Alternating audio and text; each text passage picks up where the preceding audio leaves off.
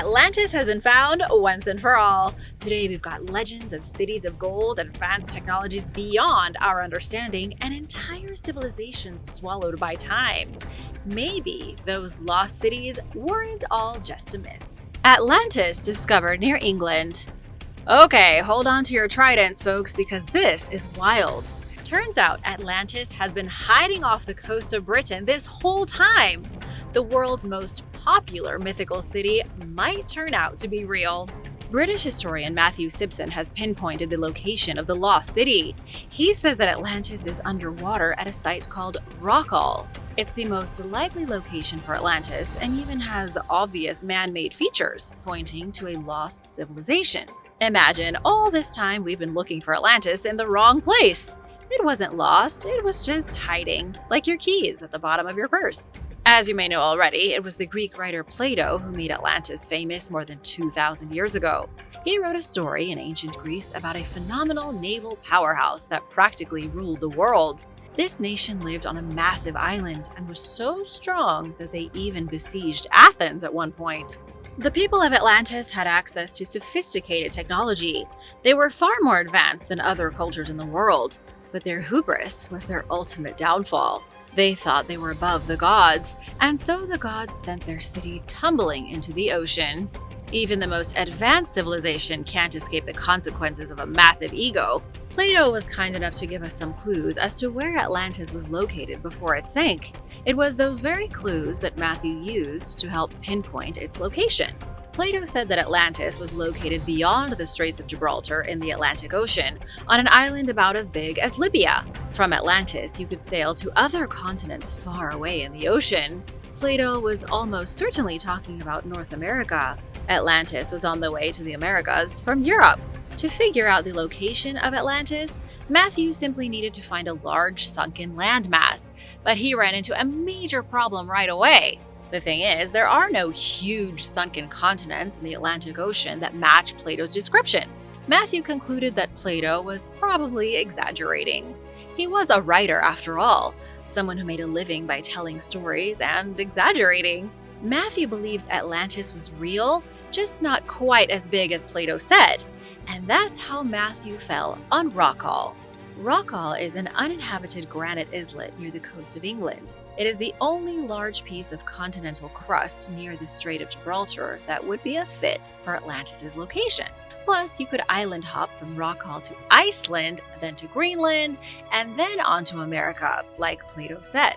I think the real shock here is that Plato may have known America existed roughly 2,000 years before Columbus. Uraka is indeed under the Atlantic Ocean, just where you would expect the mighty city of Atlantis to be. And there is still more proof. Matthew explained that scientists have identified ancient geological activity near Uraka that may have caused it to sink. The whole area is difficult to navigate because of an incredible amount of mud, which appears to have come from a violent geological event. In other words, the geology of the area matches the tale of Atlantis. A city could have sunk due to something like an earthquake. Then there are the features that Matthew says are too regular to be natural. He believes certain features have been mistaken by scientists as natural rocks, but they are in fact remnants of the city of Atlantis. This isn't irrefutable proof that Atlantis is real, but it is, without a doubt, some of the best research that's been done recently. Be sure to check out more awesome videos from the channel for all of the latest in the hunt for Atlantis. The portal at Mount Uraka. Ever wonder if those otherworldly stories you hear are actually true? Well, get ready to question everything you thought you knew about reality. There is a place in New Mexico that most Americans don't know about, but for thousands of years, it's been a place of great mystery. It's a place of disappearances, entities from the underworld, and a portal that could be evidence of a lost civilization. This place is a tabletop mesa called Mount Uraka. The Navajo settled around the base of the mountain in ancient times, and so did the Apache and the Anasazi. In the folklore of each one of these cultures, Mount Uraka holds a place of reverence. It's somewhere that strange, scary, and unexplainable things have been happening for centuries. Like that one time a whole tribe disappeared into thin air. Legend has it there was a group of Anasazi living on the mountain who up and vanished without leaving a trace of themselves behind. No bones have been found, so it's unlikely they were slaughtered and buried. Folklore says that there was a battle at the top of Mount Uraka between the people and evil entities that rose up from the underworld. It's a bizarre story that repeats throughout Native American legends. Somewhere on this mountain is said to be a portal that leads to another world. Maybe it isn't the underworld we think of with fire and brimstone. Maybe it's a doorway to another dimension or another planet, and the Anasazi accidentally opened it 1,000 years ago. It could be why their culture vanished. They could have slipped through the gateway into another realm and never found their way back. Controversial historians think this could be why all across the American Southwest there are abandoned Anasazi villages. It could explain why the villages were deserted at the same time, leaving modern scientists scratching their heads in confusion. Portals to other dimensions are supposed to be nothing but myth, but what if they aren't? In 2003, a tourist climbed to the top of the mountain by himself to camp for the night. He awoke sometime in the dark and looked out of his tent to see a vertical blue line appear. The line widened like an opening portal and then slammed shut. He was never able to explain what he saw that night. And there have been other things too. A Boy Scout disappeared without a trace on the mountain in the 1940s. Tourists have reported seeing ghosts and silhouettes. They have seen a lost boy wandering through the trees, and they have seen strange people in outdated clothing. Spooky. It's as if reality itself thins on Mount Uraka. Would you spend the night by yourself on the summit? If you have any experience on this mountain, be sure to let us all know in the comments. And now for a quick break, because I wanted to give a big thank you to Jennifer Ballesteri for the super thanks. It really means a lot, and we wouldn't be here without you. If you are new here, be sure to subscribe to join the Origins Explained family. A Viking city straight from mythology. Forget Atlantis. We have found a different city of legend, and it wasn't under the ocean. It was under a swing set.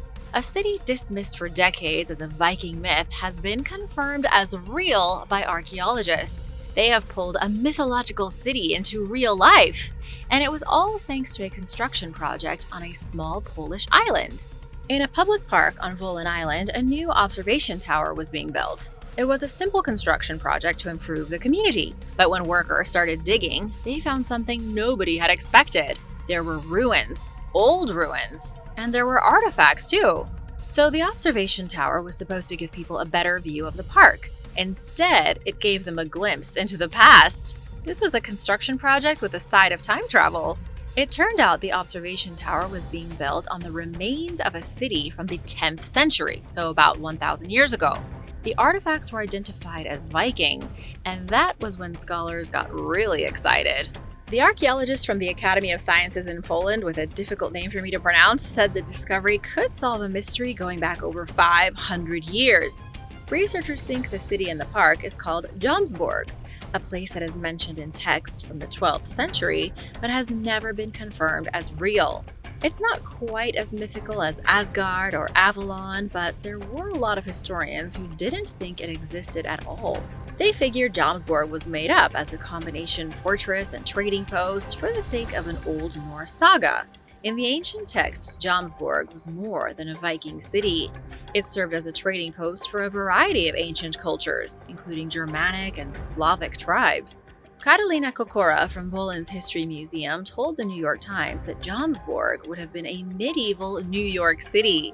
It would have hosted thousands of residents, a strong military presence, and a pier for Viking ships to restock and rest before going back out pillaging. Jomsborg wasn't home to aliens or portals or lizard people, which are coming up next, by the way, but it was a real city that somehow got buried under a public park. I guess you just never know where you'll find a myth turned into reality. The lizard people of LA. Lizard people lived in Los Angeles 5,000 years ago and might still be underground today. But there are some misconceptions you need to know about when it comes to the LA lizard people. For example, they aren't actually lizards. People like to laugh and make jokes about the ancient lizard people, but there is a scary amount of truth to support the popular myth. The truth was brought to national attention on January 29, 1934. That was the day the Los Angeles Times featured a cover story on a man named G. Shufelt. He was a mining engineer who claimed to have invented a new X-ray machine that could detect anomalies deep underground. Mr. Shufelt used his new machine to detect underground tunnels moving like a maze beneath Los Angeles. He thought the tunnels were full of gold, so he was eager to find a way in. Los Angeles is home to the Fort Moore Pioneer Memorial. It's the biggest concrete military memorial anywhere in the country. Long before the memorial was built, there were rumors that the Spanish buried gold treasure underneath Fort Moore Hill. The reason I mention this hill is that Mr. Shufelt was convinced that the entrance to the underground tunnels was buried beneath the hill. He was so convincing that the County of Los Angeles authorized an excavation. Shufelt was allowed to dig as long as he gave the county 50% of any gold treasure he found. Spoiler alert, Shufelt did not find any treasure. He and his team drilled 250 feet into the hill and then gave up because they didn't find anything. The city then shut down the project because they weren't making any money, and Shufelt vanished into obscurity. But here's the weird thing. He was right about the tunnels. There are tunnels snaking beneath Los Angeles, and there are massive chambers that look like hidden rooms. Scientists say the tunnels were created by natural processes, specifically by natural gas. Underneath LA is a labyrinth of tar, fossils, holes from the fault line, and gas pockets. Did you know about the 1971 gas blast in the San Fernando Valley? It was the worst tunnel disaster in California history. 17 miners were killed while digging a water tunnel, and they accidentally released subterranean gas. So there are tunnels, but do they really contain lizard people? The Los Angeles Times cover story from 1934 said that Mr. Shufelt sought assistance from a Hopi person named Little Chief Greenleaf. The chief told Mr. Shufelt about the mysterious lizard people who had 3 major cities along the west coast. Each one of their cities was buried underground. Like I said at the beginning, they weren't real lizards. These are not the reptilians you always hear David Icke talking about, but they were an extremely advanced race of humans who were more intelligent than modern people. They were known as the lizard people because of their reverence for reptiles. They were obsessed with lizards. They even built their subterranean cities in the shape of a lizard. I get it, lizards are cool, but building your entire civilization around them? That's a bit much, even for a reptile enthusiast. Little Chief Greenleaf said the city's ancient tunnels extended all the way to the sea. He also said some things that are difficult to believe, like that the lizard people kept all their most important knowledge on a series of gold tablets, which were locked in a vault underneath Fort Moore Hill. Alas, no one has ever found proof of the lizard people's city, not even our friend Mr. Shufelt. Native American lore tells us they retreated underground 5,000 years ago when the American Southwest was engulfed in a biblical level fire, sort of like recently. Do you think there could be a lost mythical city under LA? Let me know in the comments. A biblical city proven real. Archaeologists have found secrets in an ancient city that prove the Bible is fact, not fiction. The story of Moses leading his people to the Promised Land has allegedly been confirmed as true thanks to the discovery of something amazing. The Israel Antiquities Authority announced the discovery of some treasures in the town of Zanoah. The town's history is a little confusing. Zanoah is a village in Israel that was established in the 1950s by immigrants from Yemen. Zanoah is also a town mentioned in the Bible as a city in the plain, and it appears in the book of Joshua as being part of the tribe of Judah. The weird coincidence is that the modern village of Zanoah is next to some ruins that archaeologists think could have belonged to the biblical city of Zanoah. The book of Nehemiah claims Zanoah was resettled by Jewish exiles coming back from their imprisonment in Babylon. Those people who returned were descendants of the original residents in the town centuries earlier. Most of the information on ancient Zanoah comes from the Bible, which is why it's been considered a semi-mythical village. Now, researchers have evidence that it was in Zanoah where Moses led his people following the Israelites' exodus from Egypt. Archaeologists found stone walls, pieces of pottery, broken jars, and other remains from 3,200 years ago. This is amazing because the Bible says that the Israelites reached the Promised Land in 1406 BC. That was after they wandered the desert for 40 years. The timeline matches perfectly. Does this mean that other cities from the Bible are definitely real? Do Sodom and Gomorrah exist? Does Arimathea exist? What about the land of Uz or the land of Nod? What about the Garden of Eden? I've covered a lot of these cities in other videos, so be sure to check them out on the channel. The mythical city built by mythical prisoners. Let's be honest, who hasn't dreamt of finding buried treasure? One of the most famous archaeologists in Greece recently made the biggest discovery of her career.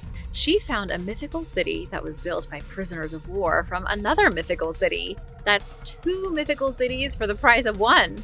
Her name is Eleni Korka, and she's been in the archaeology game for more than 40 years.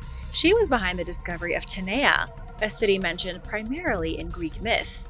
Tanagra was home of King Oedipus. You know, the guy with the original Oedipus complex who married his mother and killed his father. In Greek myth, the city was founded by Trojan prisoners of war. Trojan, as in from the legendary city of Troy. Hector, Paris, the Trojan horse, that Troy. They built it around 1100 BC, choosing the spot because it was between Corinth and Mycenae. Oedipus was raised in the city from a baby. It was one of the largest and wealthiest metropolises in the region. But that's all according to myth. No one imagined that such a place really existed. And then Eleni Korka found it. She discovered it buried under the rolling hills and barren green fields of Peloponnese in Greece. It wasn't a fluke either. Eleni had been searching for the mythical city of Tanagra since 1984. She searched and searched but found nothing. If I'm being honest, she didn't technically find it in the end. She received a phone call from a villager who stumbled upon an ancient sarcophagus while digging a water channel. At least they knew that she was looking for it and they knew who to call. But anywho, that was what led to the discovery of Tanagra. If it hadn't been for the villager, Tanagra might still be a myth. Now that it's been uncovered, archaeologists have a big job ahead of them. They need to piece the city back together and try to figure out its history, separating legend from reality. They've already found an ancient road, a Roman mausoleum, countless pieces of stone, and ancient Greek coins. What else do you think they'll find? You're probably wondering how such a fantastic city gets erased. Archaeologists are wondering the same thing.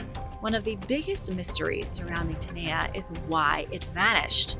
Most other major cities from ancient Greece are still inhabited, like Sparta and Athens. Tanagra likely had 100,000 people living in it.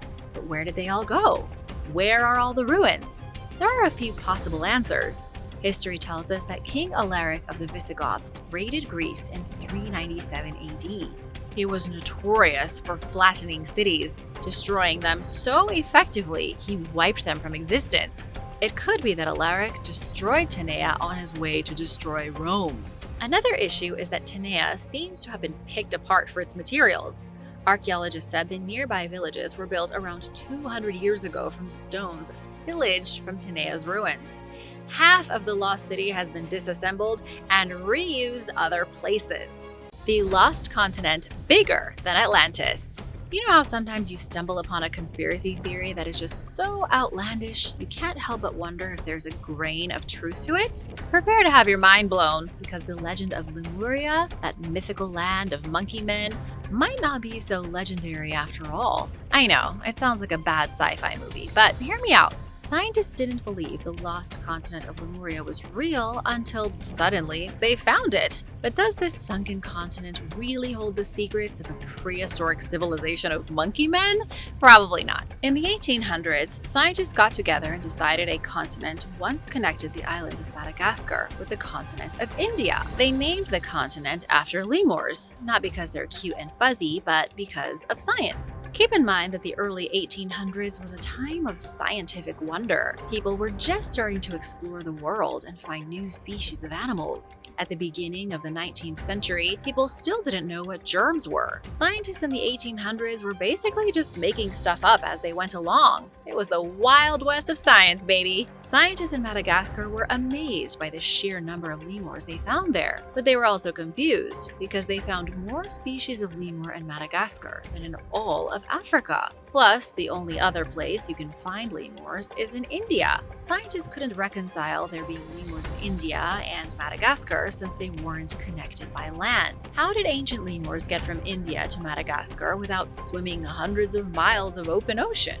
The obvious answer was that in prehistory, there was a giant landmass that allowed the animals to migrate. Lemurs evolved on this landmass, trickled into India, and also trickled into Africa. The name of this continent became Lemuria. As time went on, people chimed in with more and more outrageous theories. Psychics and visionaries started coming up with all kinds of ideas. Soon they were saying lemurs themselves evolved from a bizarre race of four-armed hermaphrodites known as Lemurians. Things got weird real fast. People claimed that these bizarre-looking Lemurians were a race of extinct humans, no different from Neanderthals or Homo erectus. They truly believed our ancestors, and also the ancestors of lemurs, were basically Goro from Mortal Kombat. Although to be fair, Goro is a 4,000-year-old dragon man, not a lemur. Anyway, nobody really cared about accuracy. By the 21st century, scientists had completely dismissed the idea of Lemuria as a lost continent. It just seemed too ridiculous to even talk about. Then came 2013,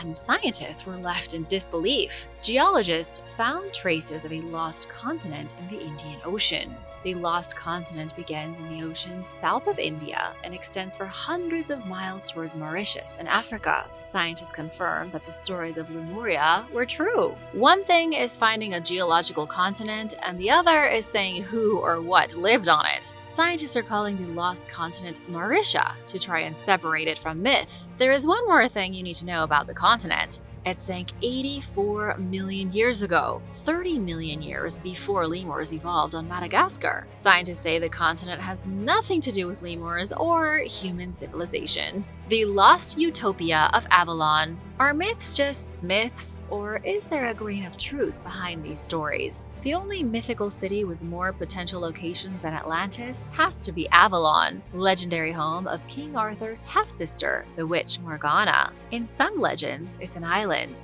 In others, it's a utopia where King Arthur was taken after his death to be buried in paradise. The hunt for Avalon has led scholars on countless rabbit holes. Castle steads in Cumbria, Berg by Sands near Hadrian's Wall, perhaps the French island of Ile Aval, or even the sun-drenched shores of Majorca. The truth is, no one truly knows. But here's the kicker. What if Avalon wasn't lost at all? Legend states that in the 13th century, King Edward II of England sent an expedition to Glastonbury, a town located in the English county of Somerset. In ancient times, the mighty hill of Glastonbury Tor rose out of the marshes here like Camelot in Arthurian legends. People were so convinced that Glastonbury was home to Arthur's burial that the king sent his people to find it. And guess what? The expedition returned with the sarcophagus of King Arthur, which was taken to Glastonbury Abbey. But wait, where did it go? Nobody has seen King Arthur's huge stone coffin in 500 years. But that doesn't mean that King Edward's expedition didn't find it. They may have found it, only for history to lose it again.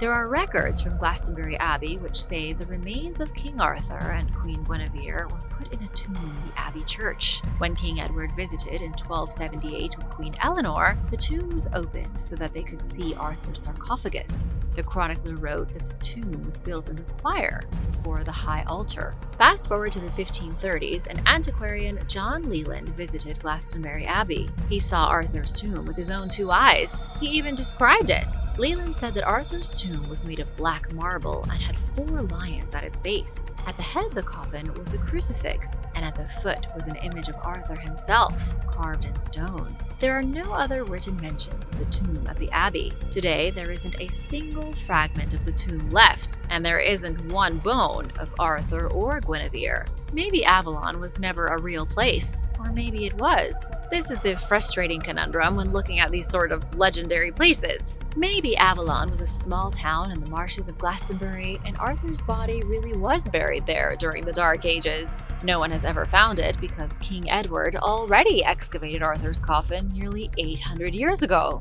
After that, who knows what happened to it? A lot can happen in 500 years. Medusa's cave. There is no way Gorgons existed in real life, right? Medusa didn't really terrorize the ancient Greeks. A link between myth and reality has been discovered at the bottom of a dark and gloomy cave in Gibraltar that might prove Medusa was real.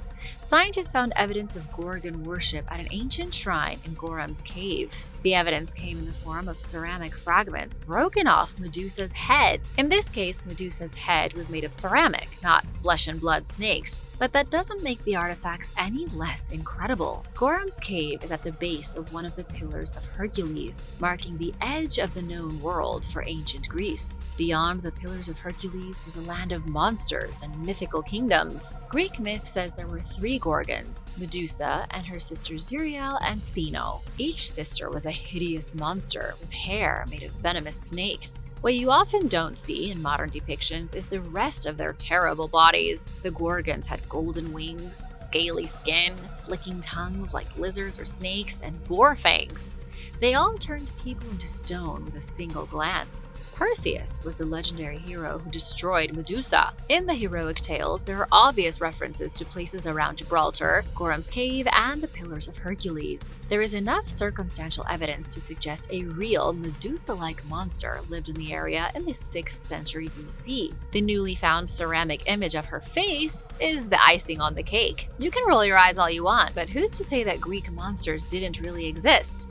I mean, we have the platypus, right? A duck-billed, egg-laying, venomous mammal. And you're telling me a woman with snake hair is a stretch? Some scholars think Medusa may not have been a monster at all. She may have been a hermit or a pagan witch who carried serpents with her. That's completely plausible. Medusa may have been a real woman who lived in Gorham's cave or somewhere nearby. The Gorgons could have been a coven of witches or healers. What do you think? The Palace of Dungur and the Queen of Sheba. From the Queen of Sheba to the Ark of the Covenant, Ethiopia is steeped in ancient myths and mysteries. But how much of this incredible history is fact? And how much is fiction? The Queen of Sheba is one of the most powerful women of the Bible, but there are scholars who don't think she even existed. If she didn't exist, who lived in this giant stone palace in Aksum, the forgotten capital of the Aksumite kingdom in Ethiopia? The palace is known as Dungur, and no one has ever confirmed the person, culture, or alien visitor who built it. Dungur is a monumental mansion, a gorgeously unique castle built in the ancient Ethiopian style. You can't find another stone ruin like it anywhere else in the world. Unfortunately, the palace is a mess. British archaeologist Stuart Monroe Hay once said the purpose of its buildings is unclear. There are rooms with stone piers and no doorways, missing floors, and chambers that could have only been accessed by ladders lowered through holes in the ceiling. This place is like a game of architectural Clue. Was it the Queen of Sheba in the throne room with the mysteriously disappearing floors? Dungur is an architectural madhouse. One of the most popular theories is that Dungur was home to the Queen of Sheba 3,000 years ago. Since nobody can properly date the palace or connect it to a civilization, there is no way of separating it from the Queen's captivating mythology. The Queen of Sheba was a glamorous figure who appears in the Bible and the Quran. But while I wish I could say she's definitely a real historical person, I can't. There's as much proof that the Queen of Sheba visited Jerusalem as there is that David slayed Goliath with a slingshot. It could be true. Legend tells us that Sheba sailed from her homeland in 1000 BC to the holy city bearing gifts of spices and precious stones. What makes her unique is that she didn't go to bow before King Solomon. She went to test his wisdom. It was a match made in heaven because Sheba and Solomon ended up producing a son whom they named Menelik. Years later, Menelik went to visit his father in Jerusalem and stole the Ark of the Covenant, bringing it back to Aksum. The Palace of Dungur may have been Menelik's home. He may have grown up in these stone corridors with his wise and benevolent Queen Mother. They may have even stored the Ark of the Covenant in the palace after stealing it. There are so many more myths tied to the Aksumite kingdom and Ethiopia. The ancient Egyptians knew Ethiopia probably as the land of Punt. They believed the Nile River flowed out of Punt from giant fountains. In medieval Europe, people thought Ethiopia was overrun by unicorns and flying dragons. It's been said the Holy Grail is somewhere in Ethiopia, and so are the descendants of one of the three magi who visited Christ upon his birth. The ancient civilization of the Grand Canyon. How far do you have to look in the Grand Canyon before you find evidence of a forgotten civilization? 6 million visitors per year, and none of them have come away with proof that the ancient Egyptians had a secret city, but that's probably because the city is underground. The Grand Canyon is 277 miles long and 18 miles wide in some parts. It's such a mystifying place that the ancient Hopi people believed it to be the gateway to the afterlife. But did they also live in subterranean cities like termites? In 1909, a purported Smithsonian Institution explorer by the name of Kincaid was on an expedition to the Grand Canyon. He was joined by an anthropologist with the Smithsonian named S.A. Jordan. The story goes the pair found the entrance to a cavern up the sheer face of a cliff, so they climbed up into it using ropes and pulleys. Inside, there was a series of caves and vast tunnels big enough to move heavy machinery through. The caves and tunnels were full of artifacts from around the world, things that didn't make any sense. There were copper weapons, granaries full of seeds, and objects that looked Egyptian, and others that looked Buddhist. Kincaid and Jordan concluded that the cave was built by Egyptians at some point in the ancient past. They estimated that the subterranean city was big enough to hold 50,000 people. This is the story that ran in the Arizona Gazette in 1909. But in the years that followed, nobody ever found the secret cavern again. Nobody ever found records to prove Kincaid or Jordan had ever worked for the Smithsonian Institution. Never mind being from the United States or even existing at all. These days, the Egyptian civilization in the Grand Canyon is a conspiracy theory, but I can tell you that there are caves throughout the canyon, many of which are likely unexplored. Some believe that there are secret passages to another dimension hidden in the canyon's caves, and that those lizard people from LA once lived here too. Thanks for watching. Be sure to stay tuned for extra content you might have missed. The Lost Amazonian Society. For the past couple of centuries, experts assumed the Amazon jungle wasn't a place where civilization flourished. Among scientists, it was agreed that the Amazon was only hospitable to small communities. They thought nobody lived in the jungle except nomadic hunters and gatherers. However, new research is proving the old hypothesis wrong. Scientists have discovered a vast landscape that was manipulated by an urban society 1,500 years ago. Using light detection and ranging technology to scan the jungle in Bolivia, researchers found evidence of a lost civilization. This civilization was big, and researchers are calling it the Casarabe Society. The laser scans of the jungle revealed huge structures and massive cities that were built between 500 and 1400 AD. The Casarabe lived at the frontier of the Amazon, and their cities were big enough to rival the towns and villages of medieval Europe. This wasn't deep in the jungle, though.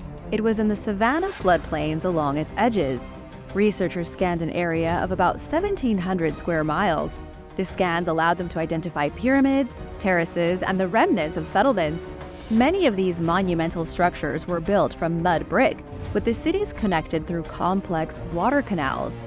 There were raised highways and crop irrigation, and according to Mark Robinson from the University of Exeter, the sophistication of these people was on par with the better-known civilizations of the Andes Mountains, like the Inca.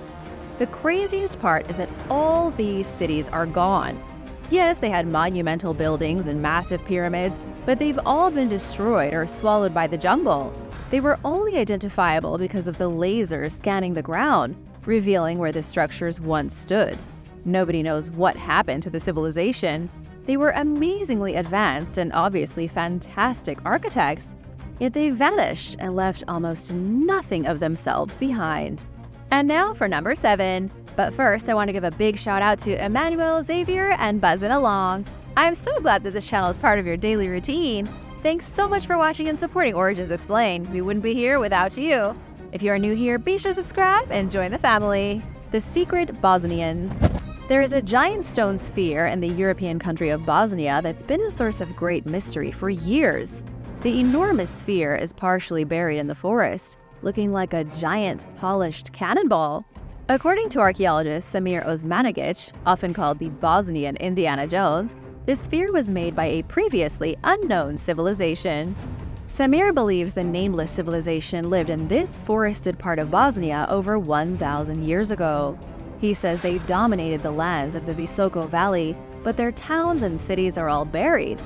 Other scientists are calling Samir crazy. Mainstream geologists claim the giant stone sphere is natural. They say it's something called a concretion.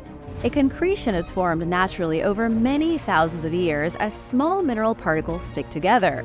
The small particles gather around a central core, sealing like cement as they gradually form a larger and larger sphere. Considering the size of the one in Bosnia, it likely took millions of years to make. Just imagine a snowball growing bigger as it rolls down a hill, except this one doesn't move and is made of tiny specks of rock. However, the geologists might not be right. In Costa Rica, the spheres of the Dikis people are identical to the Bosnian sphere, only a little smaller, and they were made from a type of volcanic rock called gabbro.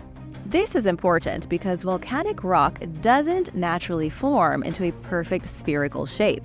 In the case of the stone spheres of Costa Rica, they were made deliberately by an extinct civilization that thrived in the jungle. The stones were placed in perfect rows, with many of them found near confusing petroglyphs. Some weigh up to 15 tons, with experts having no explanation for how they were transported. The jury is still out on the Bosnian sphere. Scientists are divided and will likely stay that way. But what do you think? Was the humongous stone orb crafted by human hands? Or is it nature's handiwork? The people of the Sahara. A team of scientists from the University of Leicester in England just discovered evidence of a lost civilization in the Sahara, specifically in the Libyan section of the Sahara Desert. The team used satellite images to identify over 100 forgotten farms and villages. They also discovered several structures that may have been castles, abandoned towns, and fortifications at one point in time. Project leader David Mattingly described the discovery as someone coming to England and suddenly finding new medieval castles. It's utterly baffling, especially the scale of it. Hundreds of structures were built by an unknown civilization here roughly 2,000 years ago. David is a professor of Roman archaeology, and his interest in Libya has to do with the fall of the Roman Empire and its destruction in Libya. However, the structures he and the team found weren't from the Romans at all. They were from a civilization you've likely never heard of before, the Garamantes. The presence of the castles and villages proves the Garamantes were a significant society. But if that's the case, what happened to them?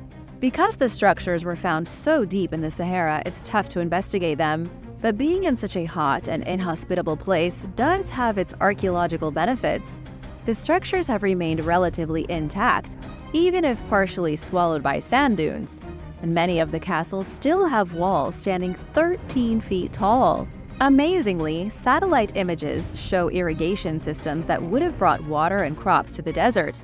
The Garamantes were so smart that they turned the Sahara into a paradise.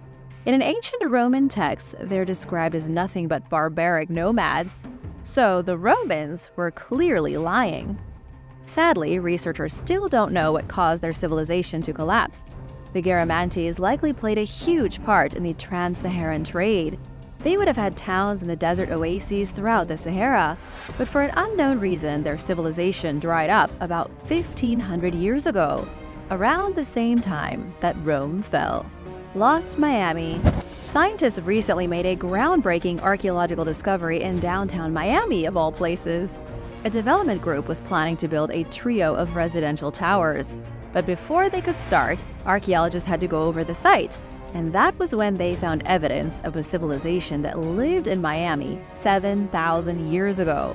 Long before there were skyscrapers and paved roads, there was a culture that thrived in the prehistoric jungle of Florida. The archaeologists found tools, weapons, and the remains of structures, and they also found human bones.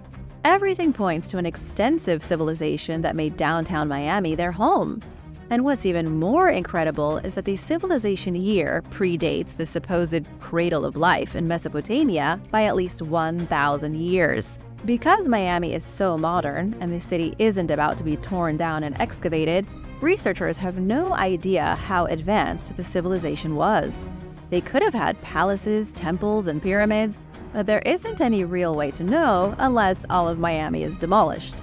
There is another interesting site nearby in the Biscayne Bay known as the Miami Circle. It's between 2,000 and 3,000 years old and was likely created by the Tequesta tribe. Scientists don't know if it was the same tribe who built the settlement that was just found, or if it was an older, more advanced group. Scientists and members of the public have made appeals to the city of Miami to stop any building on the new site. But these appeals have been met with distaste and indifference. There are hundreds of millions of dollars on the line, so who knows what will happen. Sadly, though, it's looking like the truth of the mystery civilization may be buried once again. A mystery in India. In India, archaeologists have reportedly found the remnants of a lost civilization in a national park. Within Bandhavgarh Park, researchers uncovered artificial bodies of water and ancient paintings. Amazingly, they've identified human activity and religious structures from thousands of years ago. According to the Archaeological Survey of India, or ASI for short, the area was part of a trading route. An unknown group of people lived here 1,500 years ago. They carved caves for weary travelers to rest in, then grew prosperous from the merchants. They created massive artificial lakes, which were likely used for either agriculture or fishing. And researchers even believe that the people here were extremely skilled and sophisticated. The mysterious civilization isn't particularly ancient. They likely established themselves in the region about 1,800 years ago, at the peak of the Roman Empire. Then, over the next 300 years, they thrived in obscurity. Archaeologists have found either Hindu or Buddhist structures, but it's hard to tell because they're in ruins. But there are several giant monoliths of Lord Vishnu. There's no debating that Bandhavgarh National Park was home to a fully functioning society, but like so many other lost civilizations, they disappeared. They were obviously modern for their time, able to shape the land to their will. But then they departed long enough ago that their splendid works of art and architecture have been mostly destroyed by the ever-growing forest. The underground people. In Kansas, a teenager recently helped discover a lost civilization from the 16th century. The Metropolis was found in Arkansas City, a massive place where an estimated 20,000 Wichita Native Americans lived before the arrival of Europeans. The city is called Zanoah, which translates to the Great Settlement in English, and it was likely the second biggest city in the US before the 1600s. It was also the site of an epic battle between Spanish conquistadors and Native Americans in 1601. In the chronicles written by the Spaniards, they were baffled by the size of Zanoah. According to Wichita State University archaeologist Donald Blakesley, the Spanish counted over 2,000 houses, and each one was home to about 10 people. But that was only a rough estimate. It supposedly took 3 days to walk from one end of the city to the other. Despite its size, though, it was still overwhelmed and destroyed by the Spanish. Adam Ziegler was the teenager who helped with the recent discovery. He found a small iron cannonball that was linked to the battle in 1601. This was one of the cannonballs fired at the city by the Spaniards until the Wichita warriors fled in fear and confusion. The Spaniards essentially firebombed the city until the warriors had no choice but to abandon it. Then the Spanish built their own structures over the ruins, and Zanoah was forgotten. What's amazing is that such a huge city was so effectively erased from the planet. It makes you wonder if some of the Native American legends about a secret subterranean city are true. The Apache, Pueblo Indians, the Hopi, and countless other tribes spoke of their ancestors emerging from an underground world.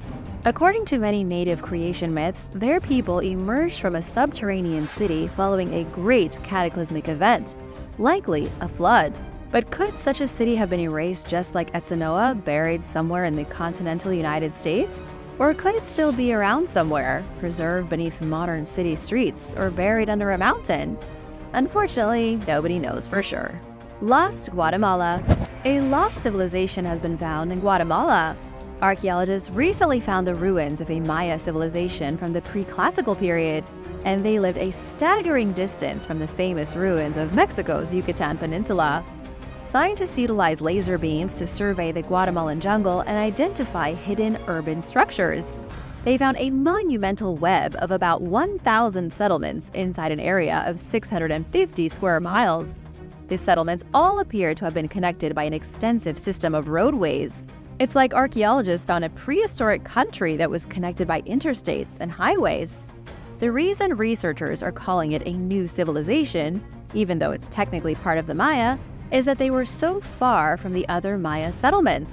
The distance was so vast that although they were part of the same empire, they had their own culture, kings, and customs. They also disappeared before the Maya in other places. The results of the laser survey showed that this branch of Maya society started around 1000 BC, 3,000 years before today. Then they were gone by 150 AD, which was 700 years earlier than when other major Maya civilizations went extinct. In total, archaeologists identified 110 miles of roadways. The sheer scale of construction suggests a government with a level of sophistication that wasn't seen in many other places at the time. This was an extremely well-organized society, but how they disappeared so much earlier than the rest of the Maya is still a mystery. The Tartessos. In Spain 3,000 years ago, a bizarre civilization unlike any other flourished, and they were called the Tartessos people. Some believe they were the descendants of the original people of Atlantis, but others think they were consorting with a race of giants. There are so many wild theories about the Tartessos people, it's hard to separate fact from fiction.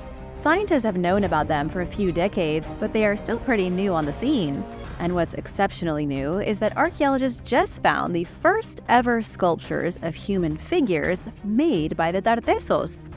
There have been sculptures found before, but they always depict giants, plant motifs, or animal-type reliefs. This time, though, the statues are of human faces. And now, scientists have a rough idea of what people physically looked like during the Tartessos' rule. 5 human faces carved from stone were found at the site of Casas del Turunuelo. They date back to the 5th century BC, which was right at the end of the Tartessos' time in Spain. They only flourished for around 500 years before going the way of the dodo. 2 of the preserved statues were women, while the other 3 are men. But archaeologists can't agree if they are depictions of ordinary humans or gods and goddesses. The Tartessos were hugely complicated people who scientists are struggling to understand. The statues were found inside an adobe temple, and so too were animal bones that had been sacrificed in a ritual. When the ritual was over, the temple was burned to the ground with the statues still inside. This was the weirdest part about the Tartessos. They'd built fantastic cities, beautiful and splendid enough to rival the cities of ancient Greece. Then they burned them to the ground on purpose, and nobody has a clue why they did such a thing. Casas del Turunuelo was only found in 2015, another piece of the unsolved Tartessos puzzle. Experts believe they may have met their end because of a tsunami, which caused their whole civilization to wash away in a flood. If true, it could explain the story of Atlantis. Even respected academics admit that Tartessos civilization could have been the inspiration for the legendary city. Thanks for watching! Be sure to hit that subscribe button if you haven't already, and I'll see you next time. Bye!